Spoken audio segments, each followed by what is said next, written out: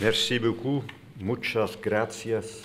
C'est mon seul mot espagnol dont je suis capable.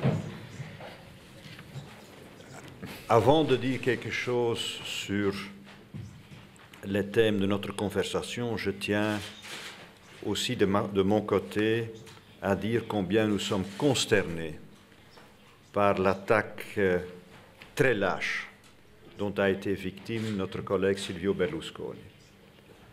Ces images de violence, ces faits de violence nous ont tous choqués profondément.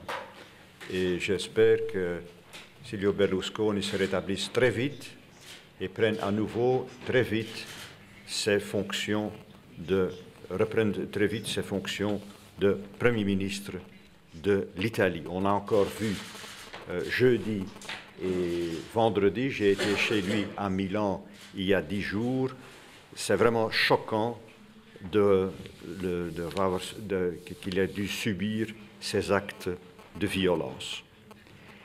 Ceci étant dit, Monsieur le Premier ministre, José Luis, je suis très content d'être ici à Madrid pour la première fois de ma vie. J'ai été beaucoup en Espagne, le nord, le sud, jamais à Madrid. Et pour nous, Belges, l'Espagne est la patrie du soleil. En venant ici, je n'ai vu que la neige. Donc ça a été un choc culturel. Mais la chaleur de la réception ici et de notre conversation a tout compensé. Alors, suite à mon élection, le 19 novembre, je présiderai le Conseil européen à partir du 1er janvier. Jusque-là, il y a la présidence tournante de la Suède et je la respecte tout à fait. Il est important dans cette période de voir tous les collègues. Je le fais avec beaucoup d'énergie. Je fais visiter les 27 pays membres de l'Union européenne, mais ceci est une visite tout à fait spéciale parce que l'Espagne assume pour le premier semestre de l'année prochaine la présidence tournante. Et je suis un président du Conseil heureux parce que les premiers 6 mois de mon mandat, je peux le faire la main dans la main avec un pays, un gouvernement et un Premier ministre fortement et authentiquement engagés dans la cause européenne. Je me réjouis donc de cette rencontre. On a eu une discussion très utile sur le programme des prochains mois. Le Premier ministre vient de le dire, on aura un conseil informel sur l'économie et l'emploi, mais sur la stratégie économique à long terme déjà début février.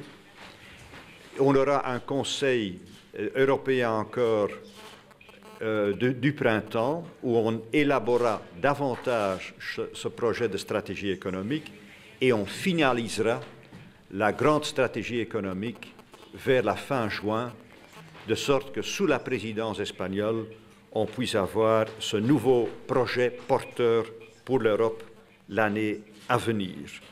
On fera ça en étroite collaboration, en coordonnant nos efforts et ceux de nos collaborateurs.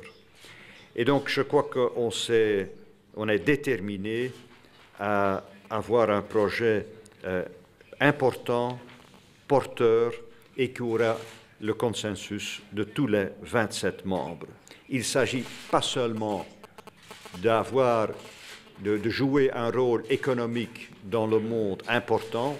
Pour cela, on doit avoir une puissance économique, mais il s'agit aussi d'avoir davantage de croissance économique pour financer notre système social, our European way of life. Donc, ce n'est pas uniquement pour des raisons externes, mais aussi pour des raisons internes que cette stratégie économique est extrêmement importante.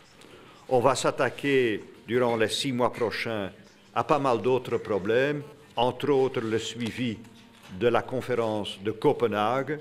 Espérons que c'est un succès.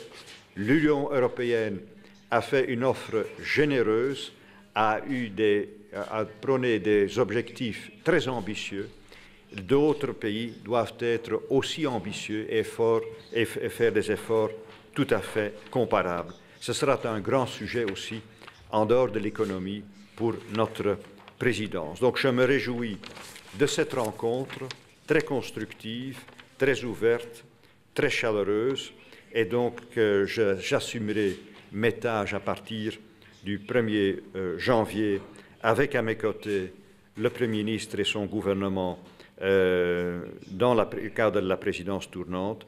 J'assumerai ma fonction avec détermination et même avec enthousiasme. Merci.